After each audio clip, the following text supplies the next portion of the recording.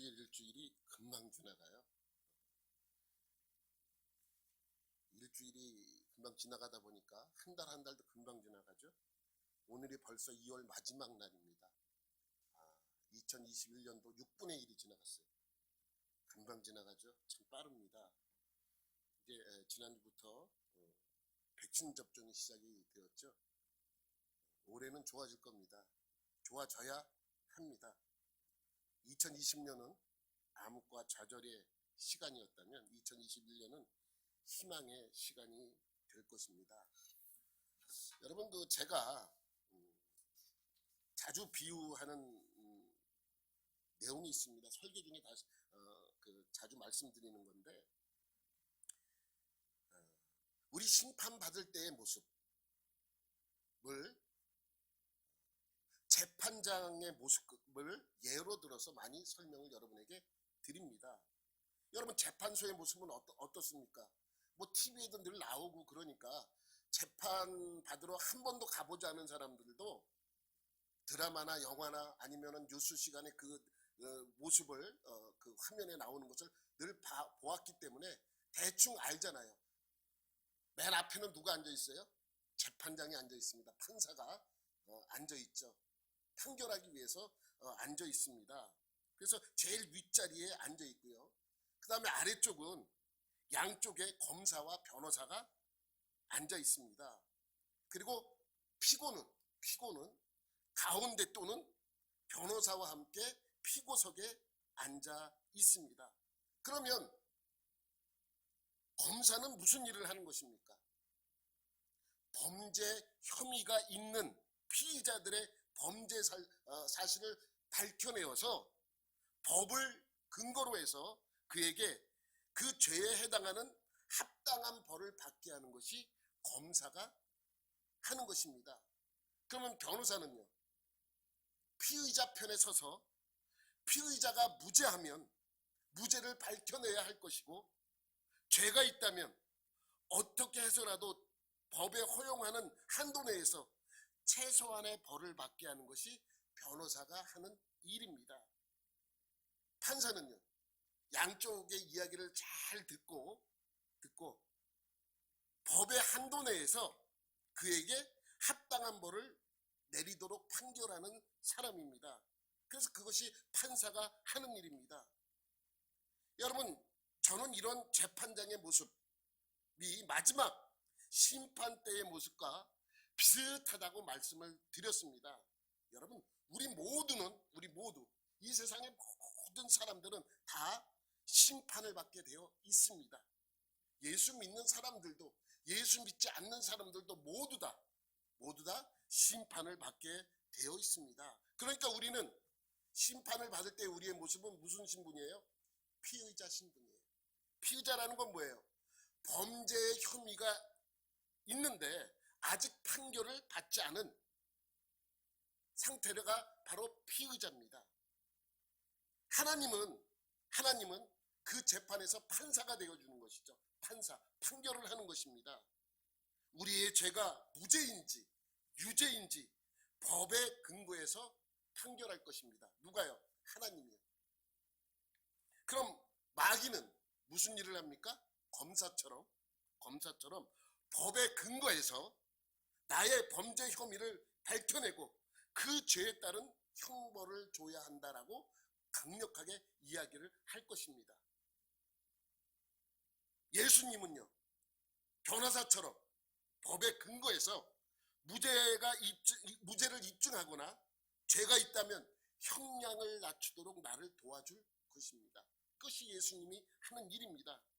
여러분, 마귀가 그럼 왜 우리를 고소합니까? 우리의 죄를 가지고 고소합니다.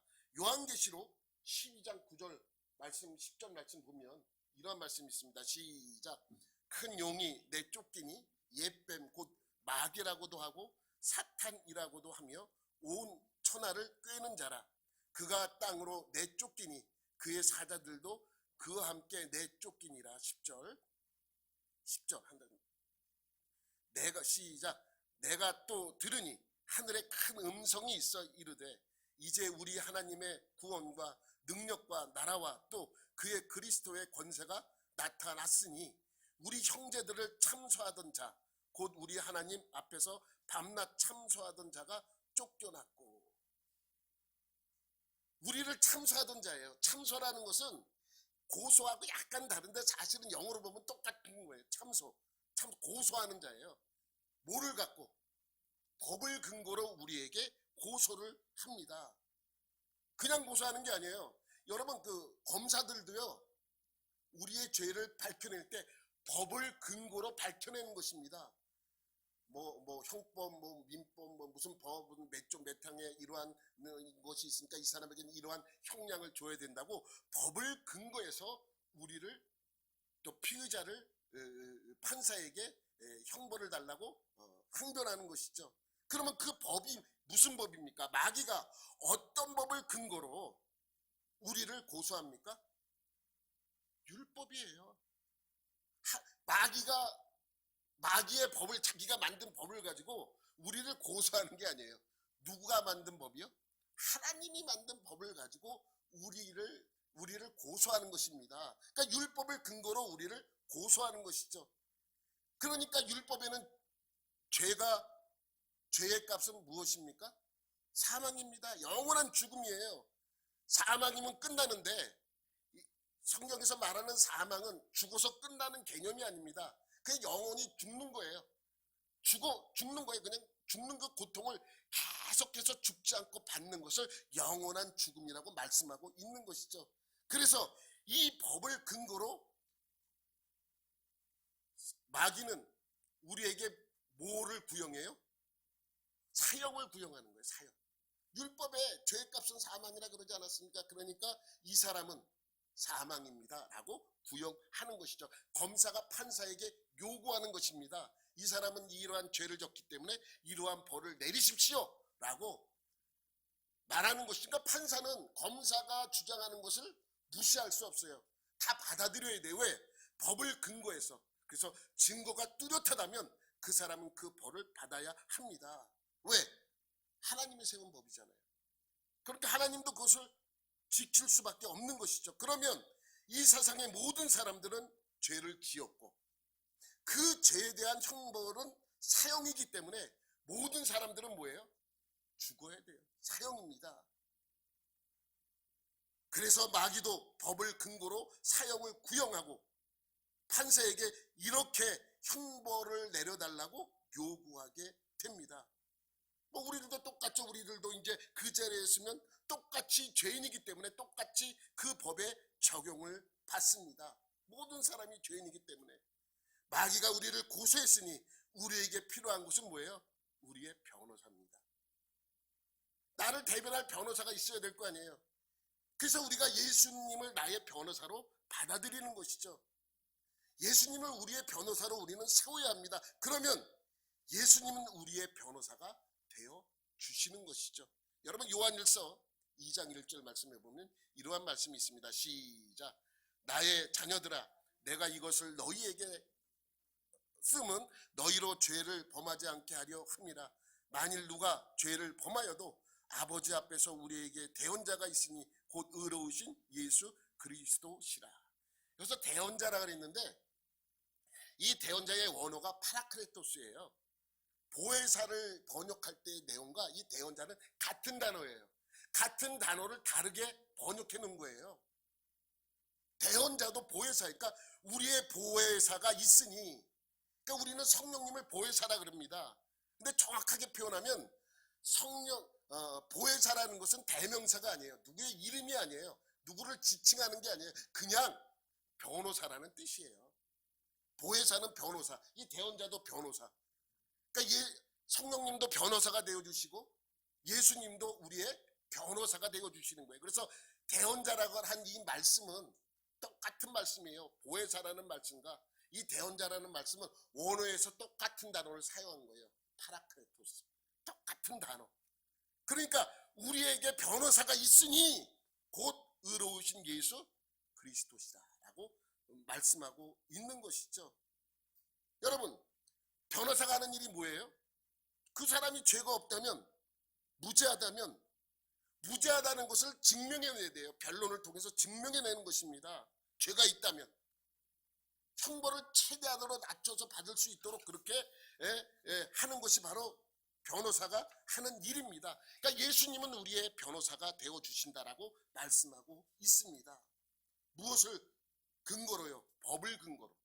그러니까 이 사람이, 요즘 변호사는 죄가 있음에도 무죄를 주장하죠. 그런 것이 아니라 죄가 있다면 죄의 벌을 받고 없다면 무죄하다는 것을 정확하게 알리는 것이죠.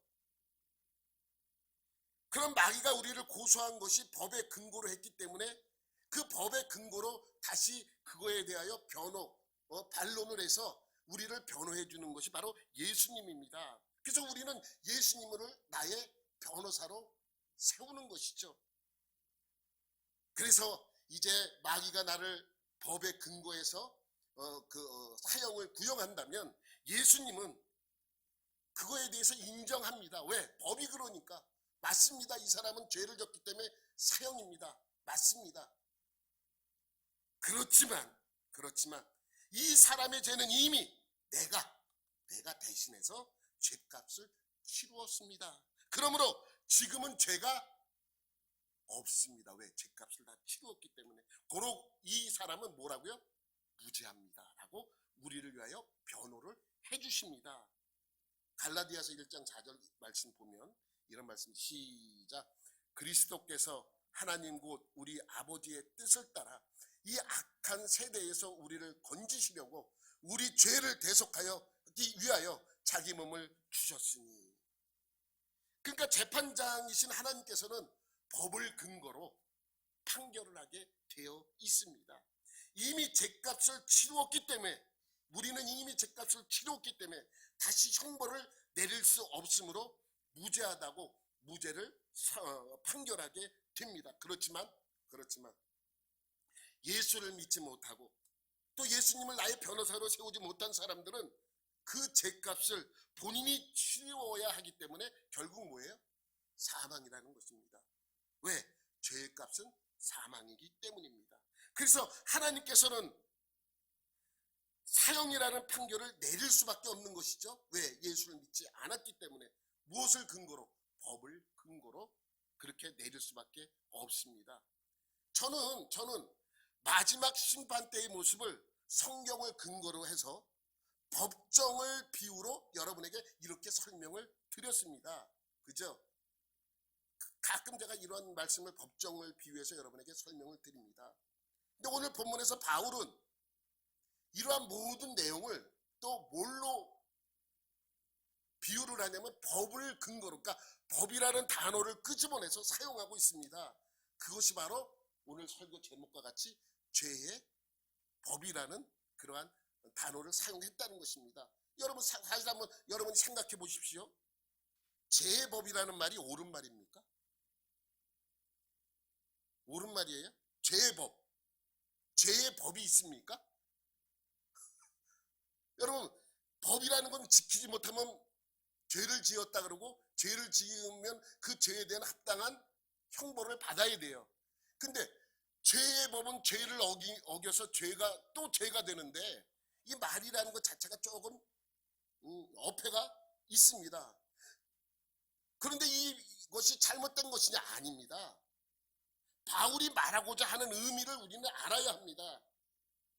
저도 마찬가지죠. 검사가 옳은 일을 수호하는 사람이죠. 검사가 마귀는 아닙니다. 그렇지만 저는 그 의미를 알고자 여러분에게 그 법정의 그 모습을 여러분에게 최후의 심판 때의 모습과 비교해서 설명을 드린 것입니다. 바울도 마찬가지죠. 바울도 그 의미를 알고자 죄법이라는 그 단어를 끄집어내서 설명하고 있습니다. 그러니까 죄법이라는 말은 이런 뜻입니다. 죄로 말미암아 얻어지는 결과물을 법으로 표현한 것입니다. 죄는 죄를 짓게 만드는 법에 따라 결국은 뭐가 한다?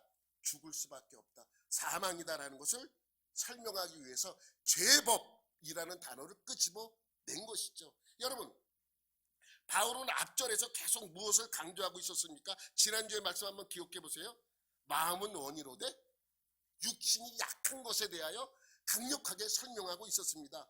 마음이 원하는 것과 몸에서 행하는 것은 늘 상반되어 서로 싸우고 있다는 것을 설명한 것입니다. 그래서 19절 말씀에 보면 이러한 말씀이 있었죠. 내가 원하는 바 선을 행하지 아니하고, 내가 원하는 것은 뭐라는 것입니까? 선입니다. 도리어 원하지 아니하는 바 악을 행하는도다. 내 마음은 선을 원하지만 항상 결과적으로 보면 우리는 뭘 하고 있어요? 악을 행하고 있다는 말씀입니다. 그 이유가 뭐 때문이에요? 죄 때문이에요. 그래서 20절에도 이렇게 설명하고 있는 것입니다. 만일 내가 원하지 아니하는 것을 하면, 악을 행하면, 내가 원하지 아니하는 그것을 악을 행하면, 이를 행하는 자는 내가 아니요 내 속에 거하는 뭐예요? 죄라는 것입니다. 그러니까 죄 때문에 내가 계속해서 뭘 행한다는 거예요? 죄를 범하게 되는 거예요. 죄 때문에 죄를 범하고 죄 때문에 죄의 결과를 얻어지는 그러한 일을 하고 있다라고 설명하고 있습니다. 바울은 이것을 뭐라 그러냐 하면 죄의 법이라고 설명하고 있습니다. 여러분, 오늘 본문 21절부터 23절의 말씀은 이렇습니다. 여러분, 시작. 그러므로 내가 한 법을 깨달았노니 곧 선을 행하기 원하는 나에게 악이 함께 있는 것이로다. 내 속사람으로는 하나님의 법을 즐거워하되 내 지체 속에서 다른 법이 내 마음의 법과 싸워 내 지체 속에 있는 죄의 법으로 나로 사로잡는 것을 보는도다.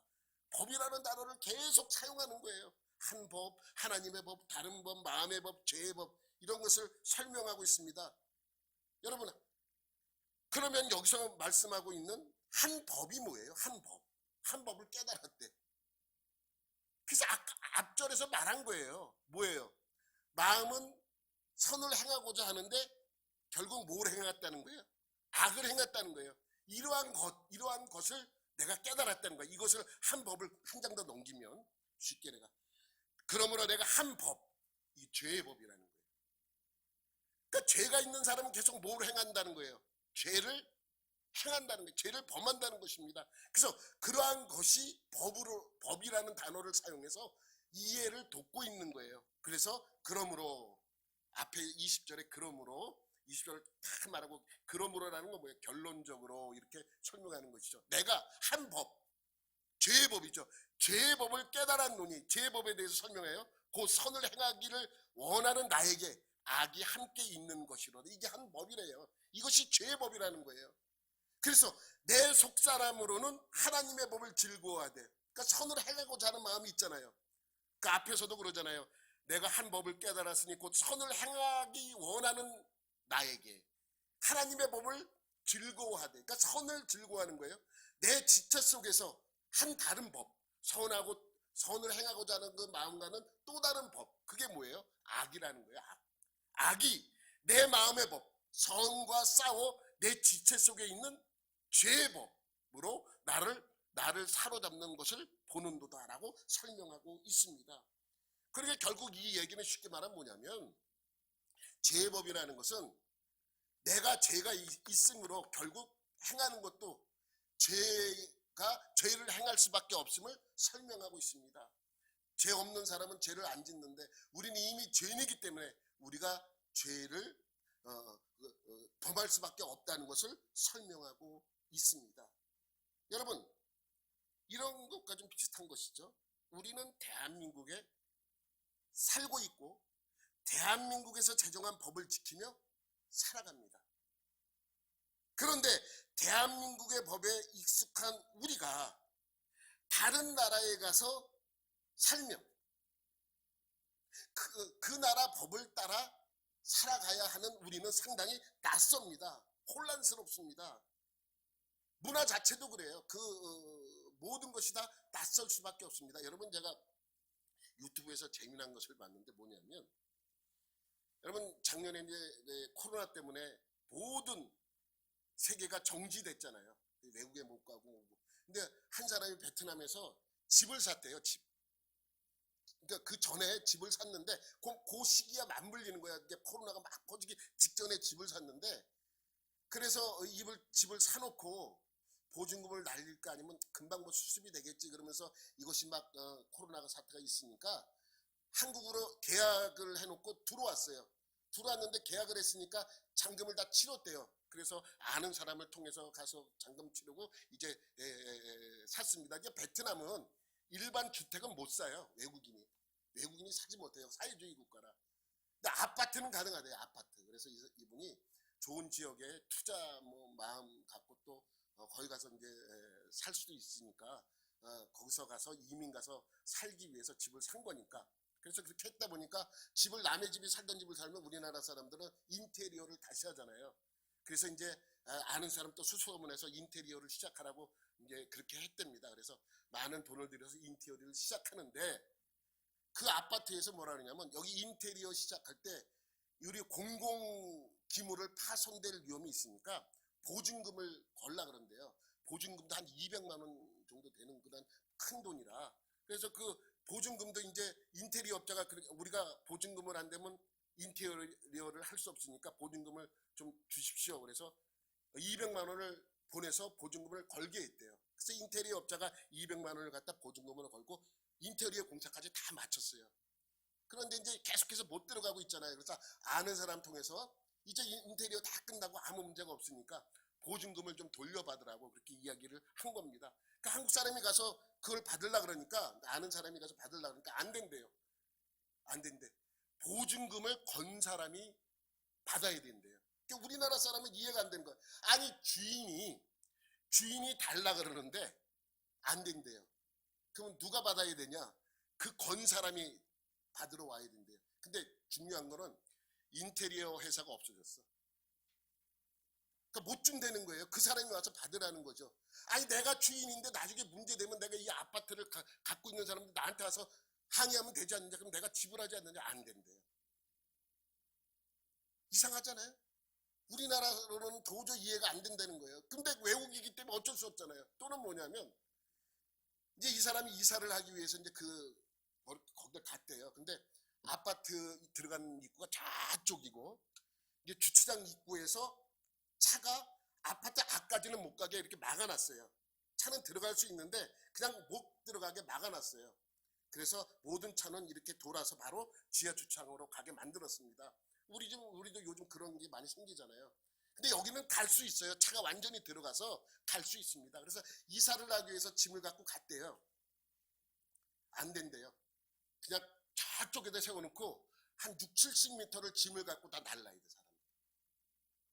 아니, 잠깐 짐을 내리기 위해서 그거 붙여가지고 내리고 다 바로 빼면 되지 않느냐? 안 된대요.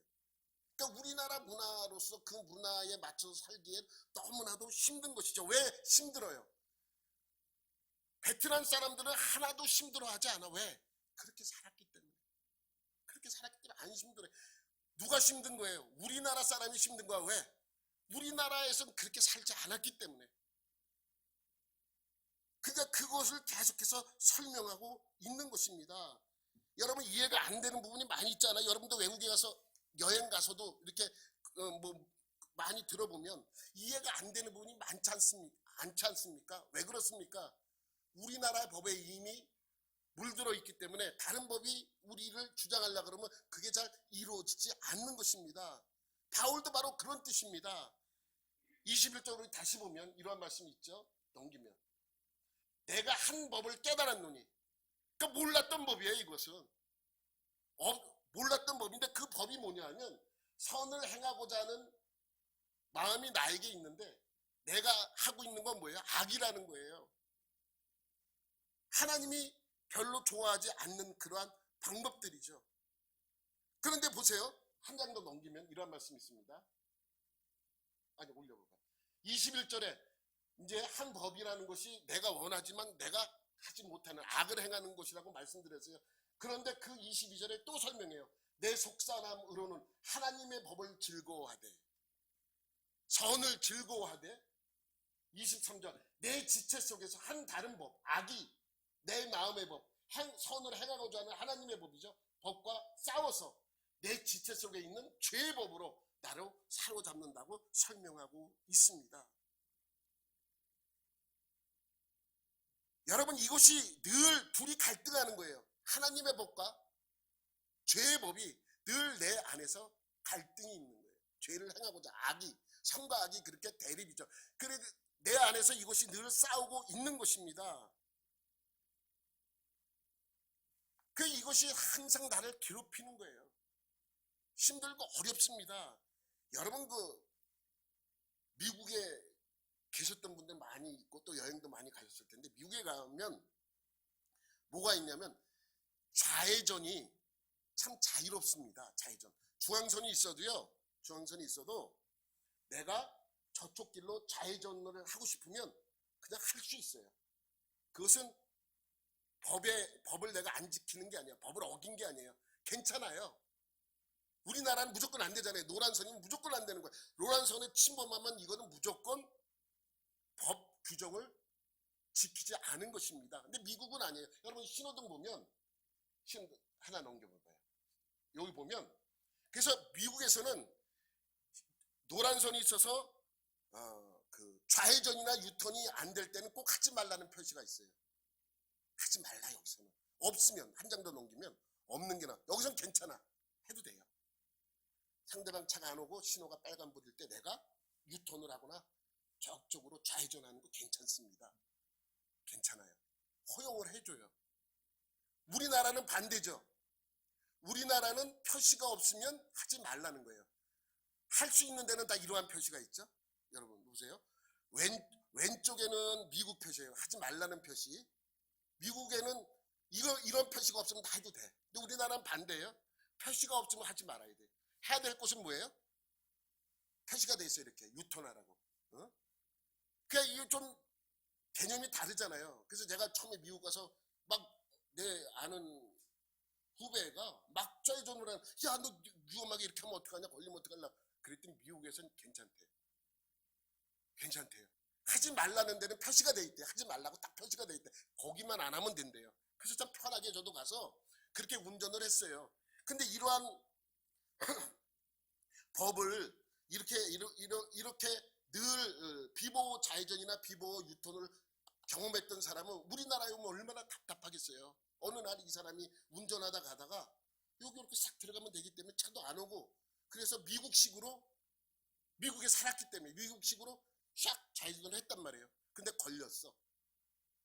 경찰이 위반했습니다. 면허증 제시해주셨어요. 그러니까 이분이 내가 미국에서 오래 있다 왔는데 미국에서는 이런 거 괜찮은데 여기는 안 되냐고 봐달라고 막 이래 사정을 했어요. 그래서 경찰이 봐줬습니다.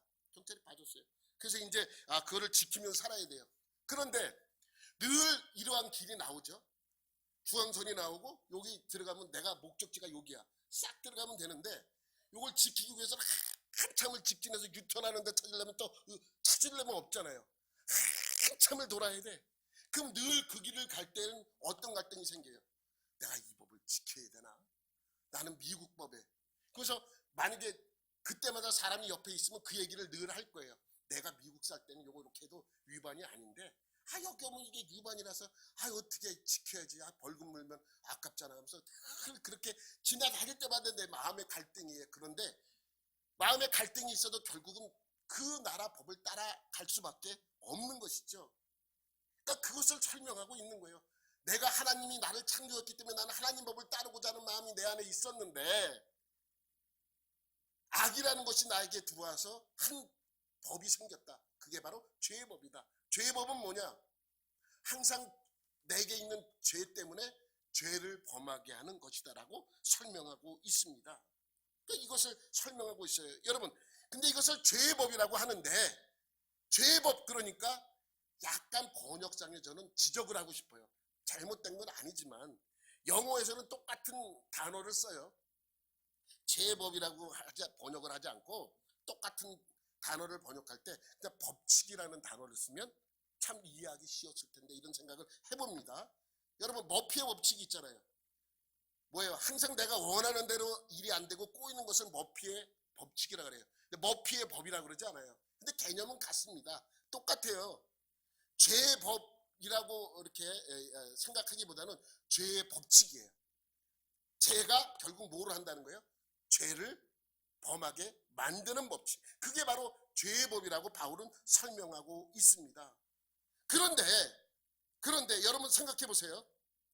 그 죄의 법이 나를 사로잡는 거예요. 23절 우리가 다시 한번 보면, 넘겨봐봐요.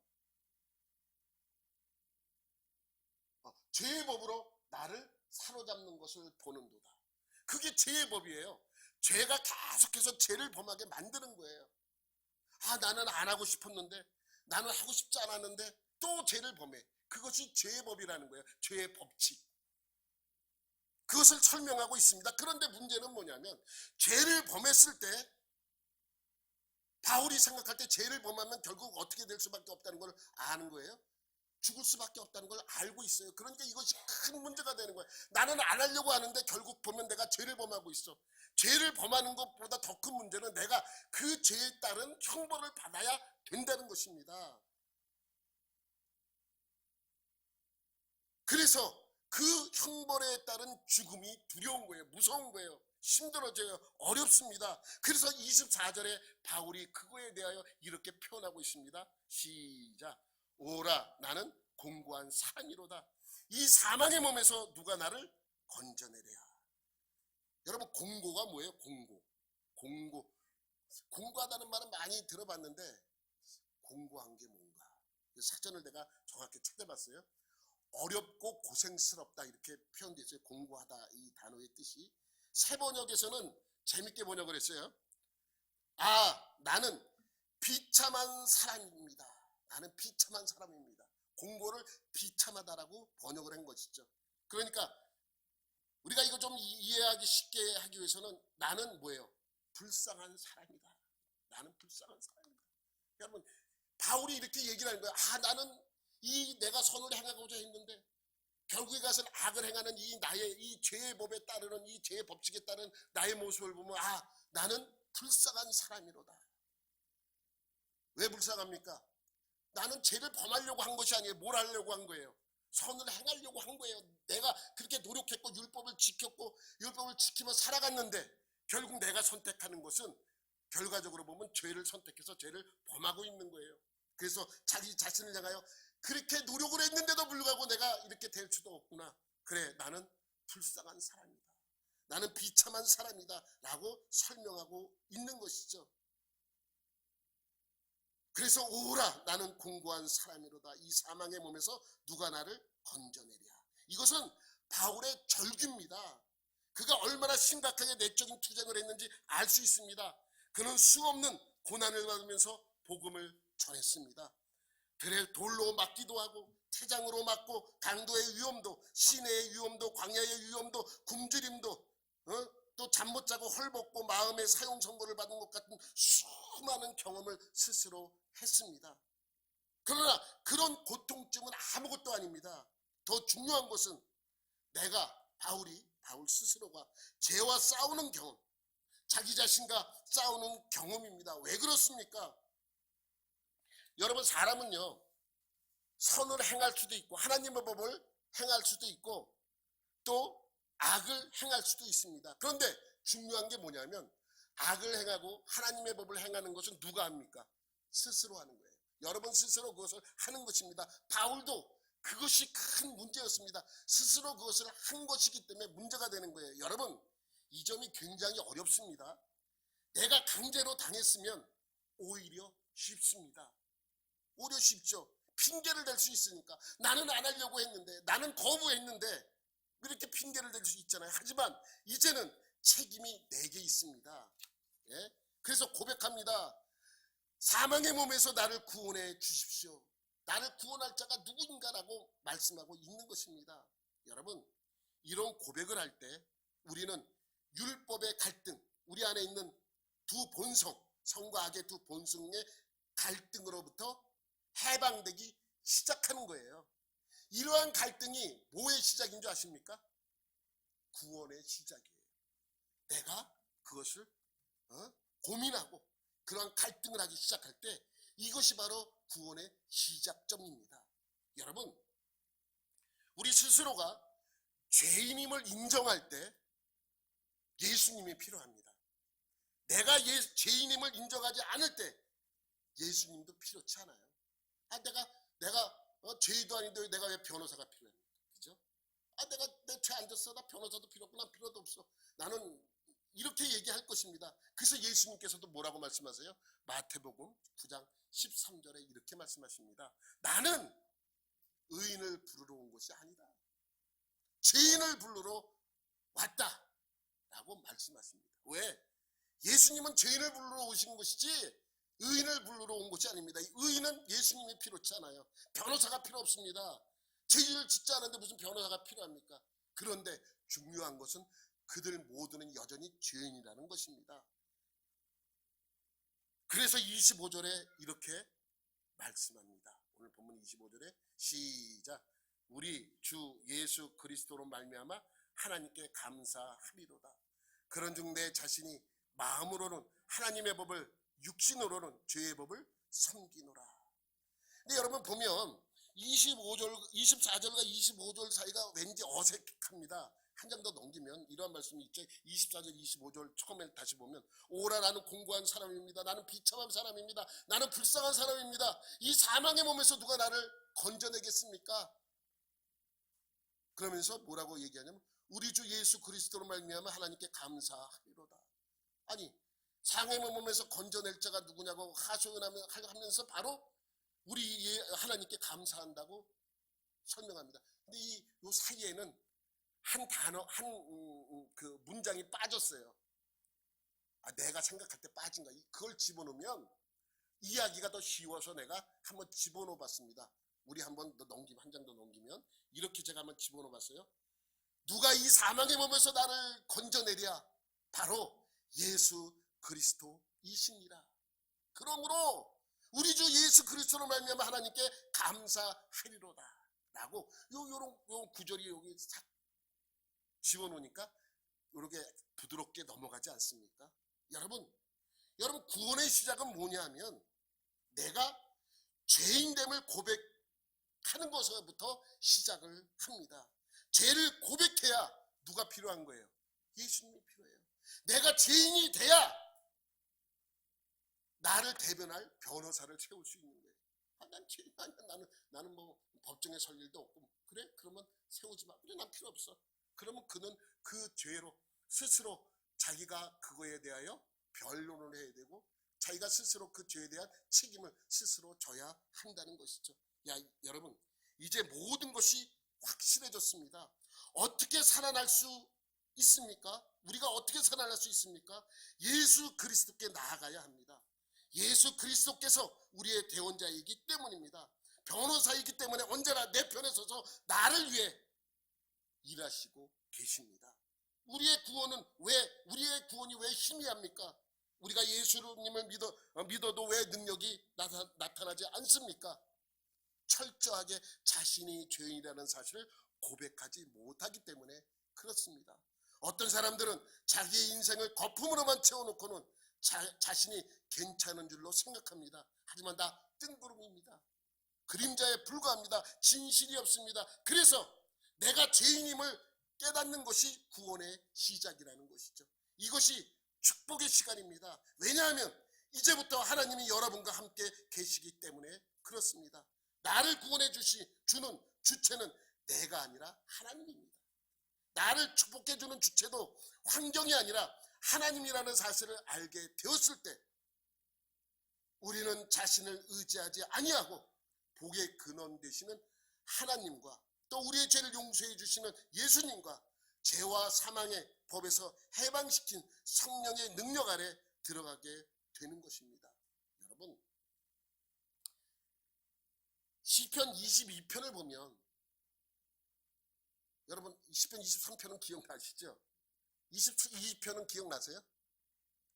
안 날 거예요. 근데 22편을 여러분 읽어보면 상당히 어둡습니다.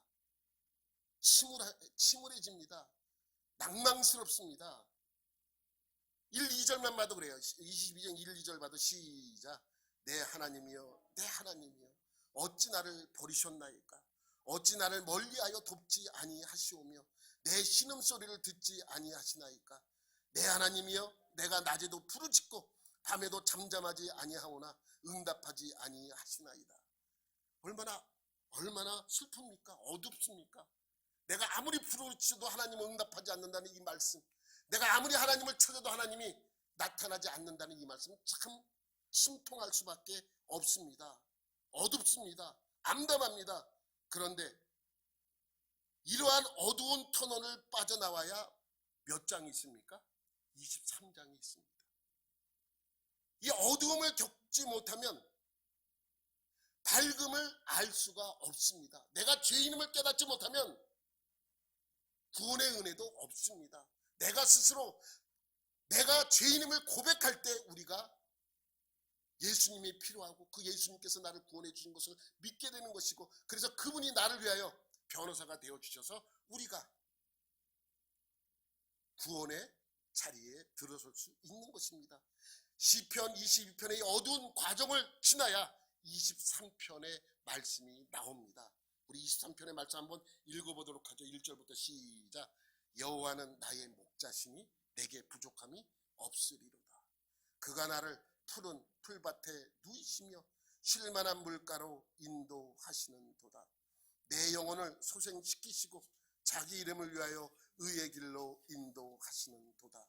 넘기고 내가 사망의 음침한 골짜기로 다닐지라도 해를 두려워하지 않을 것은 주께서 나와 함께 하시니라. 주의 지팡이와 막대기가 나를 안위하시나이다. 넘기고 주께서 내 원수의 목전에서 내게 상을 차려주시고 기름을 내 머리에 부으셨으니 내 잔이 넘치나이다. 내 평생의 선하심과 인자하심이 반드시 나를 따르리니 내가 여호와의 집에 영원히 살리로다. 여러분, 22편의 경험이 없는 사람에게는 23편의 축복도 없습니다. 그럼 로마서 7장 말씀을 읽으면서 자기의 죄에 대하여 고민해보지 않은 사람에게는 앞으로 말씀할 8장의 영광스러움이 없습니다. 십자가의 고난에 참여하지 않는 사람은 부활의 영광에 참여할 수 없습니다. 그래서 예수님께서는, 오늘 바울은 이 말씀을 통해서 예수 그리스도께서 우리를 위하여 그러한 놀라운 은혜를 베푼 것을 강조하고 있고, 우리 스스로 죄인됨을 고백하고 예수님께로 나가기를 원하는 말씀이 바로 7장의 말씀입니다. 여러분 모두 죄의 법에서 떠나 하나님의 법을 따르는, 그래서 하나님의 영광과 축복 속에 살아가는 한 주간이 되시기를 예수님의 이름으로 축원합니다. 하나님 아버지 감사합니다. 오늘도 주님의 말씀을 듣습니다.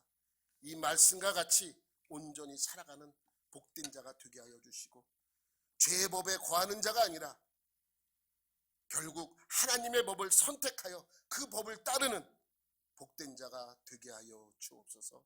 오늘도 그러한 은혜가 우리 모두에게 임하기를 간절히 원하오며 예수님의 이름으로 기도드립니다. 아멘.